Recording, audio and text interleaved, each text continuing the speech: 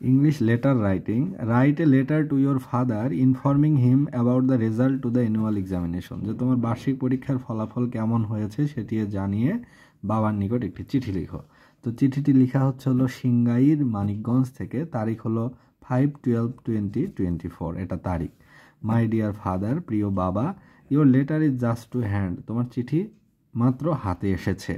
You are eager to know how I have done in the annual examination, তুমি জানতে চেয়েছো যে আমি বার্ষিক পরীক্ষায় কেমন ফল করেছি। I am glad to inform you that I have done quite well in the examination and promoted to class 6, তুমি জেনে অত্যন্ত খুশি হবে যে আমি পরীক্ষায় বেশ ভালো করেছি এবং 6ষ্ঠ শ্রেণীতে উত্তীর্ণ হয়েছি। I have got very good marks in all the subjects except mathematics, শুধুমাত্র গণিত ছাড়া প্রায় প্রত্যেকটি বিষয়ে আমি বেশ ভালো ফল করেছি, বেশ ভালো নাম্বার পেয়েছি। আই অ্যাম ওয়েল, আমি বেশ ভালো আছি। I am coming home within a week, এক সপ্তাহের মাঝে আমি বাড়ি আসব। With love and regards to you all, তোমাদের সকলের প্রতি আমার ভালোবাসা রইল। ইউর লাভিং সান সানি, এটি তোমার সন্তান সানি।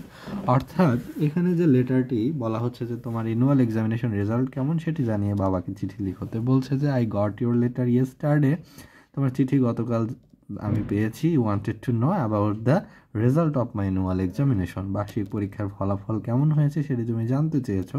নাও I am telling about it, আমি তোমাকে এখন এই বিষয়ে বলছি। You be glad to know that, তুমি জেনে অত্যন্ত আনন্দিত হবে যে I am promoted to class 6, আমি 6ষ্ঠ শ্রেণীতে প্রমোটেড হয়েছি, উত্তীর্ণ হয়েছি। এবং I have got good marks in all the subjects except mathematics, শুধুমাত্র গণিতে একটু খারাপ করেছি, বাদ বাকি সাবজেক্টে বেশ ভালো নাম্বার পেয়েছি। এবং আই এম ওয়েল, আমি বেশ ভালো আছি। I am coming home within a week, এক সপ্তাহের মাঝে আমি বাড়ি আসছি, আমার জন্য চিন্তা করো না। With love and regards to you all, তোমাদের সকলের প্রতি আমার ভালোবাসা রইল। ইতি ইয়োর লাভিং সান সানি, এটি তোমাদের স্নেহের সন্তান সানি। তো এই চিঠিটি বা লেটারটি পড়া হলো ফেসবুক 1-এর ভিতর সব 5ম শ্রেণী এই গাইডটি থেকে।